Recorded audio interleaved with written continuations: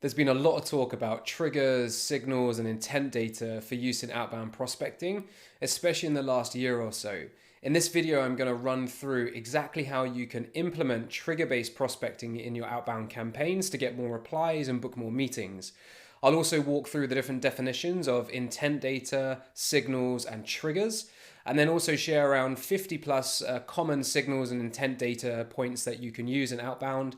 At the very end, I'll wrap up the video with walking through the exact process I take my clients through when determining which triggers to focus on and also how to implement that within their tech stack. So let's dive in.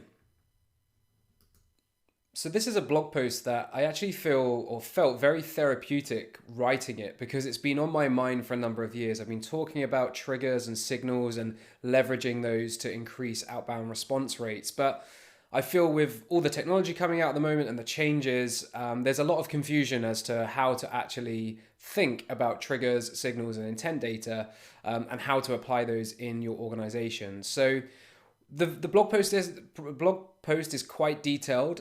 You can just read the blog. I'm not going to go and read it out. There's a few things I want to highlight before I jump into the next stage. So I'm happy to see that a lot of people are talking about triggers, signals, and intent data because spray and pray prospecting just never really worked and it's becoming much less effective now. And then finally, the technology has caught up that you can access all of this data, pipe it into your outbound prospecting campaigns and run them based on these triggers, which is fantastic. It just wasn't possible, or if it was possible, it was very complex to do previously. Now, the other thing I want to talk about before I go into the definitions is why we need to focus on triggers and signals and intent data versus just building a list and sending a generic email to those. Well, it's because only 3% of your market are actively buying at any one time. 7% are intended to change, they're open to it, but the majority of your market aren't open or they're not even looking, or they might be completely unaware that there's even a problem that they need a solution for. So when we keep that in mind and we look at the approach we've been taking with prospecting, we've just been blasting out messages to anybody that has the VP of marketing job title or any head of people in North America. These are just examples, not particular client campaigns. When we do that and we pitch them with our solution, we end up just not building any great relationship with that prospect and we piss a lot of people off, which results in people marking your emails as spam and then affecting your domain reputation. And it just simply has to stop. And my argument is that if you use triggers and signals to prioritize your activity, so start there, there is still value that you can add to people who aren't looking right now. And you really want to position yourself as the main people and company they think of when they are in need of a solution to the problem that they're not facing right now. So there's that direct play to using triggers so that you're reaching out at the right time with the right message to the right person. And then there's that nurture value add play that you need to run your outbound prospecting systems on. Again, the blog post goes through this in a bit more detail, but just to highlight a couple of facts, in 2023, 73% of SDRs missed quotas, and pipeline shrank by 50 to 100% year on year. And I personally believe this is down to a few things. So running an outdated playbook that unintentionally companies interpreted as quantity over quality. I'm referring to predictable revenue. The content in there is fantastic. The way it was implemented by other companies was not great. I also believe there's a lot of out of touch sales and marketing leaders and also other senior leadership people within organizations that are very slow to adapt to the changes in the buyer behavior and just understanding the wealth of information that buyers have before they even reach out to a company.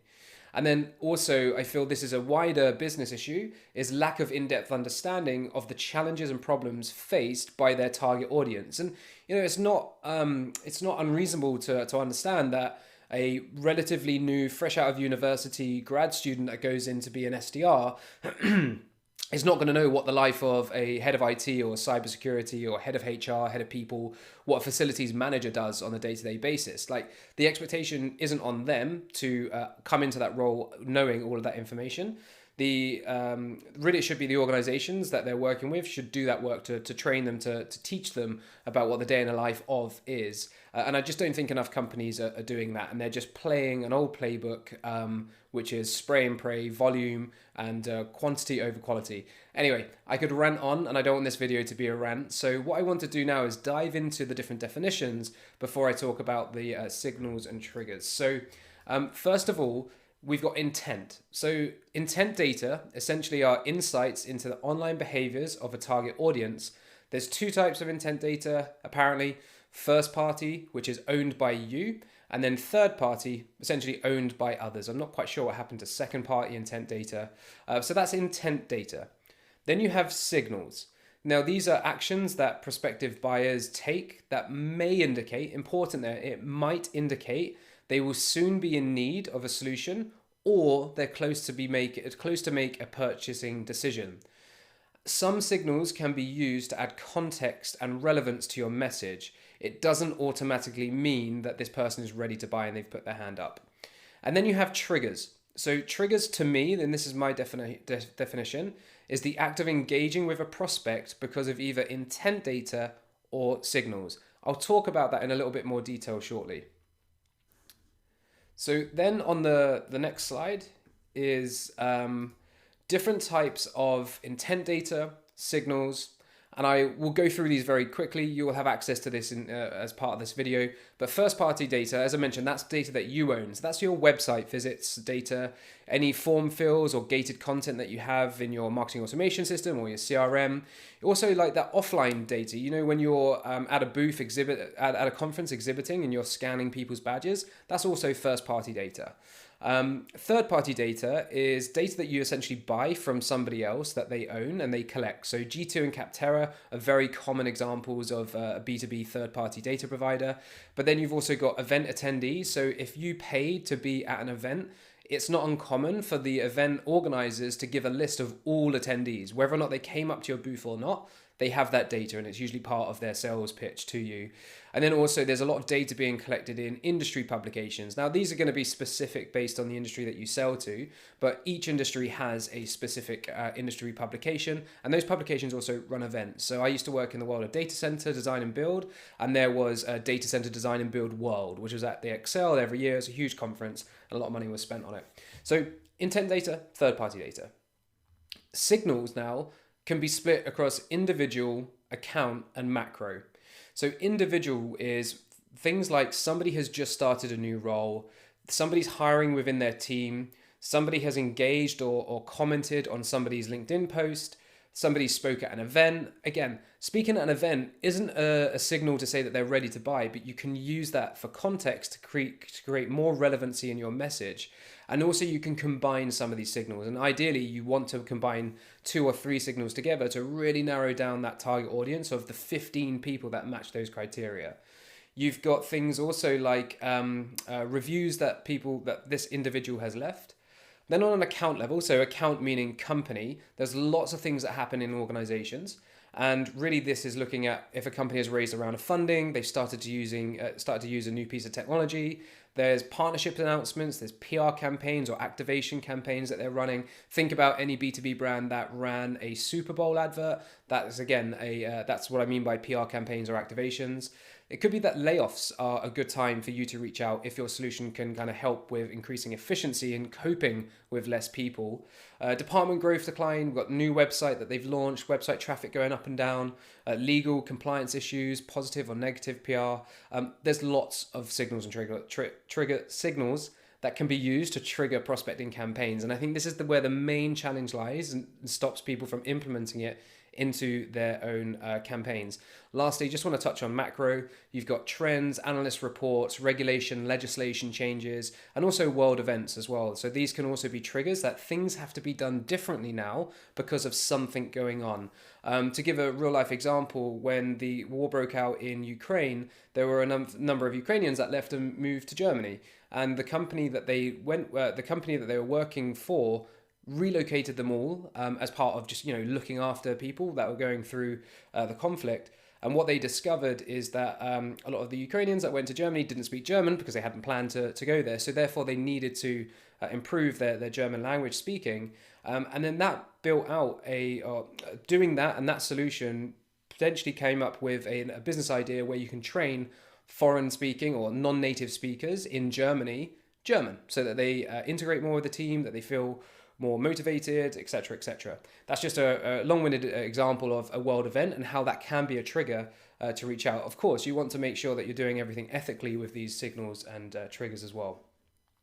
So You've got all of these options and you're trying to work out, well, how do I work out which signal or which intent data is most important to me? So this is the process that I go through with my clients. We look at the prospect's journey or the customer journey. There's actually 5 stages. I just kept it to 4 here. They're unaware of there's even a problem at all. Then they become problem aware. Then they move into solution aware, and then they become product aware. People can move through this journey in a matter of minutes, in a matter of hours, weeks, days, possibly years for some of these bigger contracts or things that you sell. So keep that in mind. But what I recommend that you do is that you take the intent signal or the intent data or signal and map it to this user journey. So if somebody, if you're a recruitment agency and you want to, fill more roles, when somebody starts a new role as a CMO, let's say you recruit marketers, if somebody starts a new role as a CMO, then it might be a good time to introduce yourself to them. It's probably not a good time to pitch your services because you can't see if they've got any open roles available, but you want to make sure that you're top of mind when they do go to hire in the future, which inevitably they will, especially when a lot of decisions and purchases are made in that first 90 days of a senior person moving into a role. They're there to make a difference and have an impact. So oftentimes there's a lot of change that happens. But if you're introducing your company as a recruitment agency, you're sending them over some benchmark data to talk about, salaries in their regions or their countries. You're talking about onboarding and how to best onboard marketers. Maybe you're talking about the interview process and great questions to ask to screen marketing candidates. Providing them that value at this time doesn't mean that they're going to buy from you, but it increases the likelihood that when they do have a need for recruiting and they can't, or they're struggling to fill that role themselves, then they'll think of you. I can't guarantee that they will, but that's the idea and the premise behind the nurture. At the same time, using a signal such as currently hiring marketing roles is a great time to also reach out to companies to mention that you have some candidates available, or you notice something on the job description, they're looking for this specific tool experience. Here's how we can support you. We've got some part-time people who are available right now, or we've got some immediately available candidates that could go in and start the role as soon as possible whilst you're trying to fill the role permanently. The more senior roles that people recruit for, the longer it takes to actually fill these roles. So I'm just trying to share some examples as we go through, but the idea would be to take 2, 3, maximum 6 or 7. Really don't be limited by how many signals, and map them to the different part of the prospect's journey so that you can begin to start thinking about when do my prospects need our help the most, or what happens in my prospects' companies before they need us. Whether you're a software, whether you're a service, the same question, the same exercise, map them out on this journey here. Then you need to start thinking about, okay, well, how do I engage with these people? What message do I send? What channels do I use? So this is a table, and again, a workshop that we go through where you pick the signal or intent data, you add in the trigger condition, so usually it's when this happens. Then we add in the engagement type and the message type. So I'll go back to that recruitment example I just shared. New chief marketing officer in the same country or industry that you recruit to. The signal is a new role, so they've started the new role. The trigger condition is when they start that new role, or when you found that information. Engagement type might be enroll into a sequence, and then the message type will be value/nurture. And that's going back to that example of appreciate you're new to your role. You probably don't want to say that, but you're new in your role. You might be recruiting in the future.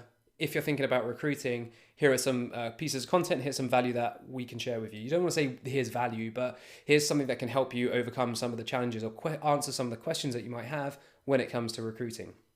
So we go through that process, and for every signal and intent data, we map out the trigger condition, the engagement type, and the message type.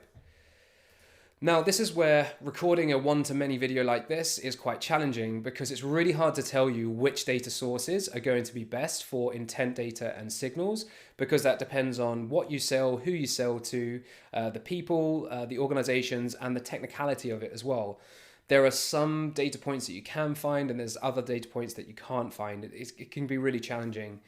But this is the process that I help my clients go through once we've identified those data sources, is to integrate data sources and enrich data. So there's always an enrichment step that goes in. You don't just want to put in and upload lists to your sequence software or to your CRM without having some additional information to it as well. Create the engagement campaigns and workflows. So going back a step, if we talked about the engagement type, the engagement message, and the channel, we want to start building those out so that once the trigger event happens, then we can launch the campaign if it's add them into a sequence, or if it's a task that goes to a sales rep to create a personalized video, or maybe it's connected to Sendoso or SendSpark, which is sending direct mail to people to congratulate them on their new role. Again, just using that example because it's one that's quite familiar to everybody. Then you set up your trigger conditions and integrate it with your CRM/sales enablement tool. Sales enablement tool is the tool that you use to send out cold emails. So it could be SmartLead, Apollo, Woodpecker, Outreach, or SalesLoft if you're still using them. And then essentially you go live. And of course, there's a monitoring stage as well. The key here to remember is that you're not going to be sending thousands of emails a month based on these signals and based on the triggers, whether that be intent data or signal data. You might only send 15 emails to people who had just started in a new role in your specific audience and geography. But what you are doing is you're increasing the relevancy, you're increasing the likelihood of getting a reply. Therefore, you don't have to worry so much about the total volume. And all I'm suggesting is you prioritize triggers first, and then you've still got your list, you've still got your other contacts that you wanted to prospect anyway, then move on to those. It's just a way to shortcut the results and get responses much quicker than perhaps the spray and pray approach that you might be taking. And I think, look, we're all guilty of doing it in the past. I think there was something else I wanted to share in this video. So read the blog post. It's got a lot more context. Hopefully this video is helpful. If you need any help at all when it comes to thinking about intent data signals and how to actually trigger it and build it into your outbound prospecting stack, just reach out to me at mark@yellowo, find me on LinkedIn, it's Mark Colgan, or go to yellowo.co.uk. I really hope this is helpful. I think this is the most passionate I've been about being on a video, and hopefully that comes through. Like I said, it felt very therapeutic to write this and share this message publicly. So thank you for sticking with me for over 15 minutes, and speak to you soon. Take care.